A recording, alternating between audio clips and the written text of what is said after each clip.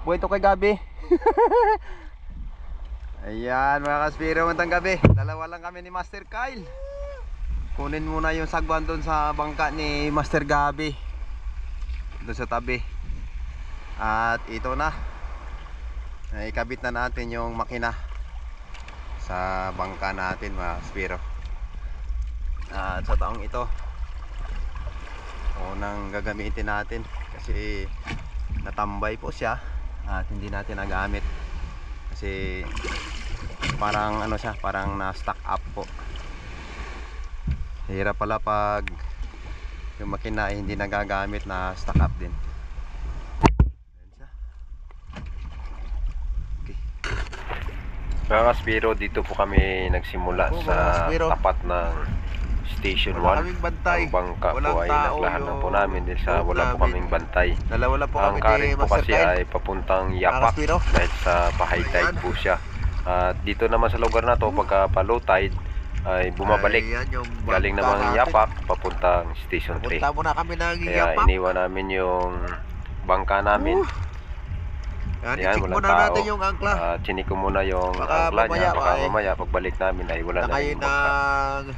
At sa pagkakataong ito mga kaspiro, ito ang isda lang na nabidyuhan natin, yung unicorn fish. At dito po ako nakapana sa tapat ng Shangri-La, yan sa may gilid ng pool.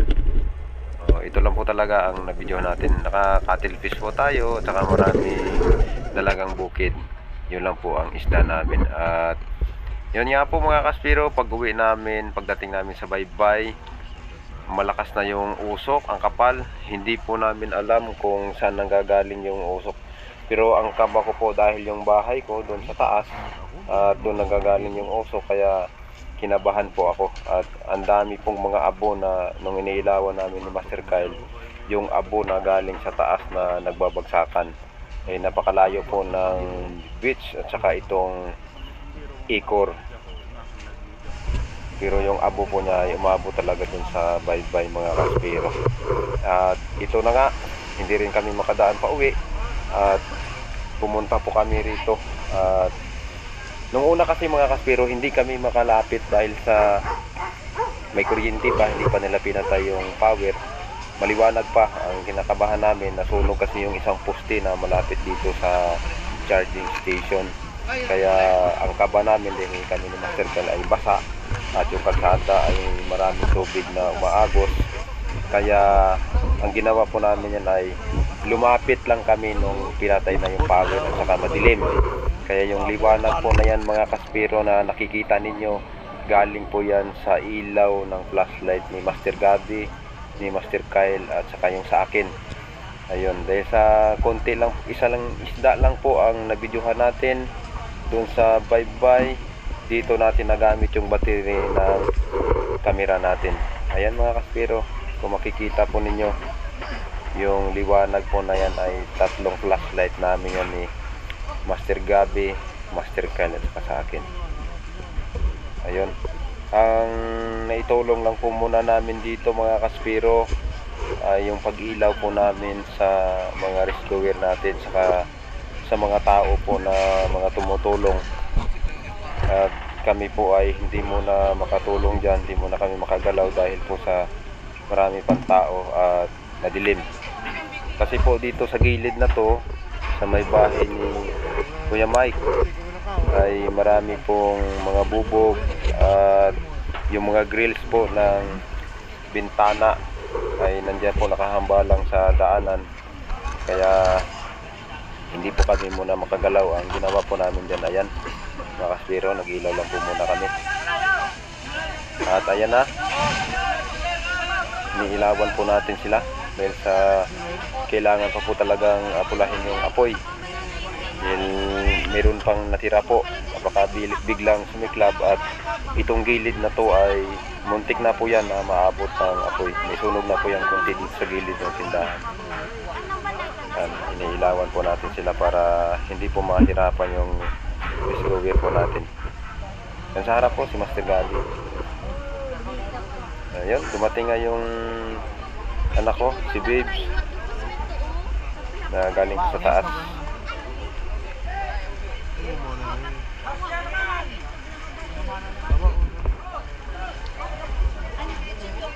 kawawa naman talaga mga kaspero ang mga driver natin na nasunugan.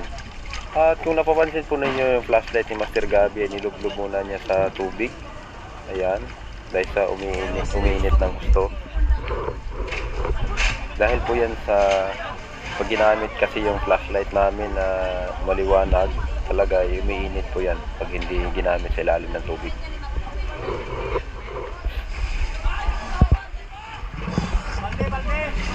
At hindi na nga po kami nakatiis ng bandang huli.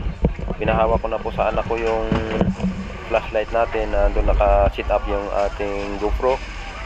Tayo po ay tumulong muna sa pag-ano ng timba, pag-aabot. Ay mga kaspero, kasi hindi pa talaga totally na naapula yung apoy. At siyempre yung kaba natin dahil sa dito lang po sa gilid na to ay may mga kabahayan pa.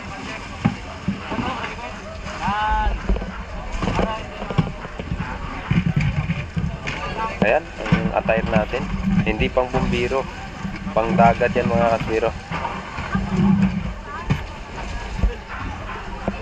Siyempre yung puso natin ay tutulong po talaga kasi ang nasunog po na e-trike ay mga kasama din po nating mga driver, mga e-trike driver na mawawalan po ng hanap buhay. Kasi sa pang-araw-araw ay dito po sila kumukuha ng kanilang panggastos. At siyempre mga kaspero, kawawa naman yung talagang yung may-ari nito dahil sa nag-provide sila. Hindi biro ang mag-provide ng ganitong mga gamit kasi ang mahal ng mga gamit na pang e-trike mga kaspero.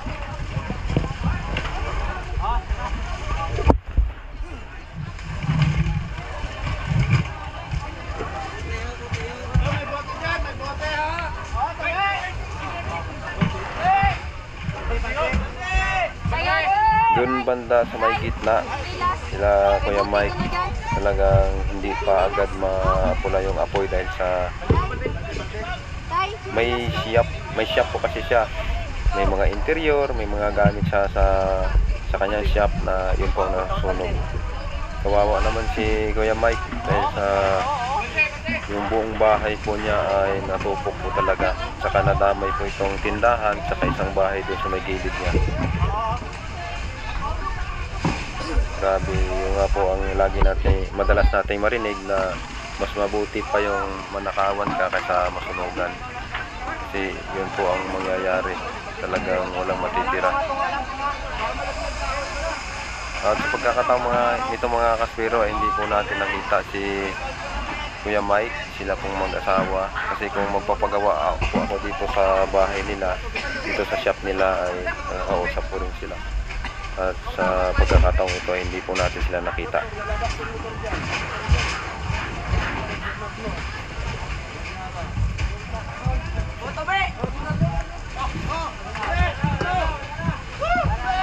Yan mga kaspero, kung nakikita ninyo si Master Kyle, tumulong na rin po. Ayan, naghahagis din siya ng tubig. Kahit pagod kami, galing Station 1 hanggang Yapak, umabot po kami sa tapat mismo ng Yapak. Langoy din po pabalik hanggang Station 1 pagbalik ng Karen. Nagsimula po kami maglangoy mula alas 7 ng gabi hanggang sa inabot kami ng 1:30. Kasi ang sunog po na to ay pagkakaalam ko po talaga nagsimula po talaga ito alas 2 po ng madaling araw kanina. Yan mga kaspero, sa napagod na rin kami maghahagis ng timba, nilagyan na po ng hagdan para maakyat doon sa may second floor ni Kuya Mike para maakyat ng ating rescuer.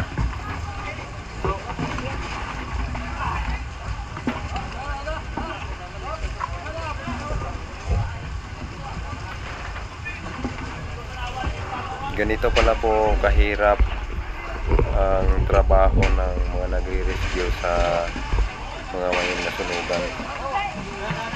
Napakadelikado. Nakikita nyo, kami tumutulong kami, yung rescuer natin na dalawa yung umakyat sa taas. Dahil sa madilim, Si Master Kyle po ay umakyat din. Pinaakyat din siya ng isang rescuer para mailawan sila doon sa taas.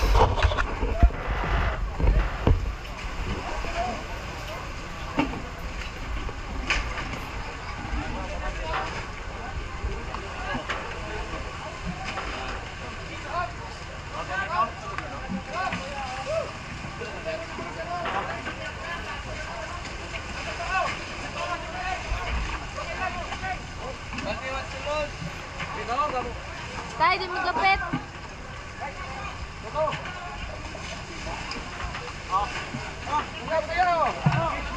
Yan po ang pakinabang ng mga flashlight natin na ginagamit natin sa pamamana. Hindi lang po pala ang purpose nito ay sa pamamana lang mga kaspero. Sa ganito rin palang pagkakataon na emergency na ay ito rin nagagamit din po natin. Hindi siya talaga nalubat. Tibay. Magandang klase ito mga kaspero. Alam niyo po ba kung anong brand to? Workhorse. Yan, binili po namin to DL61 kasi 4 po ang pihitan yan. Tibay, ang tibay ng Workhorse.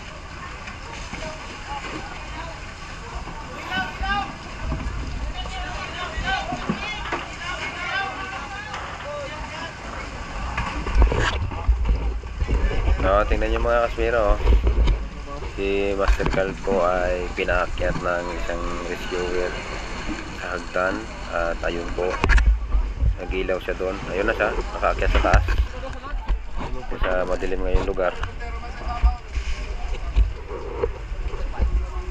Yung mga kaspero, napakakapal pa ng usok at saka yung apoy doon sa gitna ay hindi pa talaga napula. Kaya hindi muna namin alintana yung pagod sa paninisid.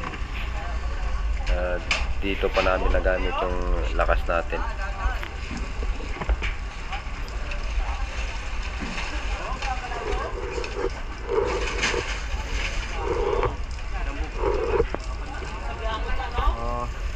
Mga kaspero, pagkatapos po dito sa gilid, hindi po nagtagal ay lumipat po kami doon sa likuran mga kaspero, at tumulong po kami doon hanggang doon sa pag-akyat. At ayun nga, mamaya makikita natin yung buong pangyayari doon, lahat ng nasunog sa loob ay makikita po ninyo. At nung bandang huli nga po, dahil sa nalubat na nga po yung kamera natin, at nung bandang huli po ay pinagtiwala sa atin yung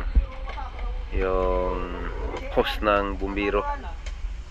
At first time mga kaspero na gumamit ako nun. Sabi nga ng isang tumutulong sa likod na ibuka ko raw yung paa ko para hindi ako matumba. Kasi first time, iba kasi yung nakasanayan kong host na galing sa Nawasa na nagwawasing ako ng e-trike, ay walang pressure yun mga kaspero, mahina lang. Ayan na po, umakyat na po yung isang rescuer natin.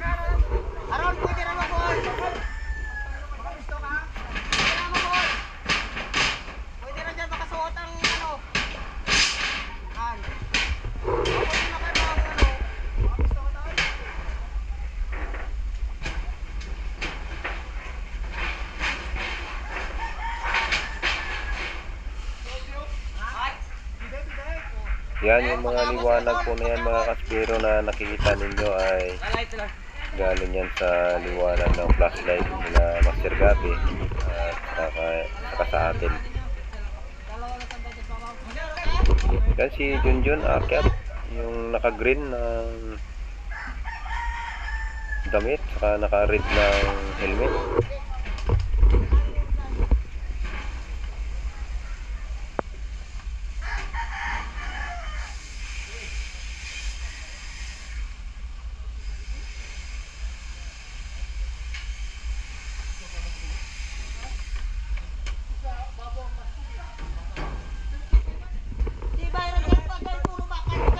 Tibay oh.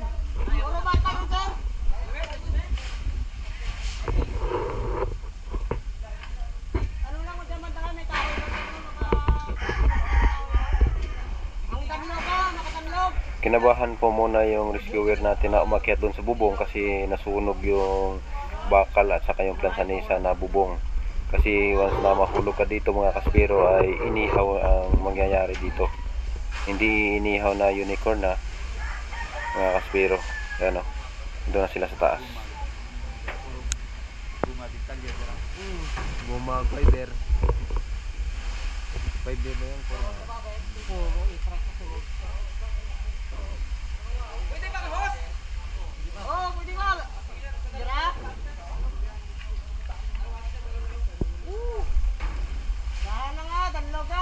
John, may kalayo ang niyog dyan oh. Yaho, yaho. May kalayo, oh. Yung isang puno po ng niyog na sinabi ko kanina na may apoy, yan po ay talagang nasunog din. Oh. Wat bakal nga hindi ano sa kalayo. Magahumok taran. Kung kaabutan ng punta to sa sa second floor niya. Ayan po mga kaspero, umakyat din po ako agad dahil sa madilim sa itaas para yung rescuer natin po ay mailawan din pati yung kanilang inaapakan. Grabe mga kaspero, nakapanglulumo ang talagang nakita natin ang nangyari dito. Dito po kami sa itaas po ng charging station ng Core. Ayan po, yung bubong po na inaapakan namin ay sunog din po ito. Yung nakapatong nga po rito mga 5 feet pero sunog din. At ayun po, talagang natupok. Yung sa harap po na bahay na yun na may umiilaw, hindi po siya naabot dahil sa may firewall. Saka medyo nakadistansya naman ng konti. Buti na lang po at hindi po siya naabot. Salamat naman.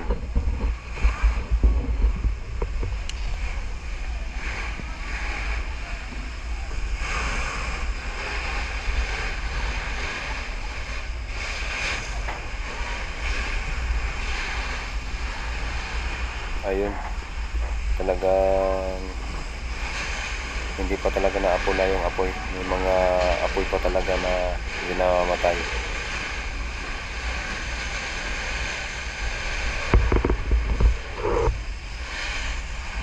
At habang dito po kami sa taas mga kaspero, malakas pa rin po yung usok. Ayan, ito po ang nakita namin pag-akyat namin sa taas. Yung mga e-trike po ay talagang skeleton na lang natira. Talagang ubos. Yung mga tinidor ng mga e-trike ay talagang nasunog din. Tsaka yung natira na lang po niya yung tubo na makikita natin. Ayun.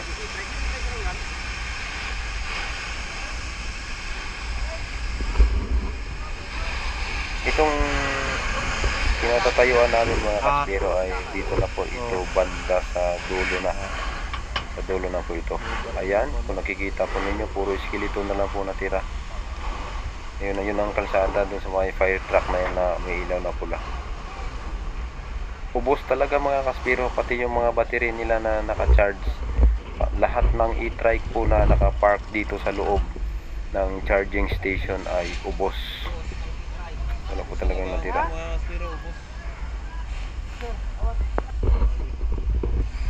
Mga kaspero, pagkatapos po namin mag-video dito sa taas ay hindi na po namin na videohan pa ang actual na yung talagang far out na dahil sa yung camera po natin ay nalubat na po. At yung video po natin ay hanggang dito na lang sa itaas. Wala na 1%. Tara.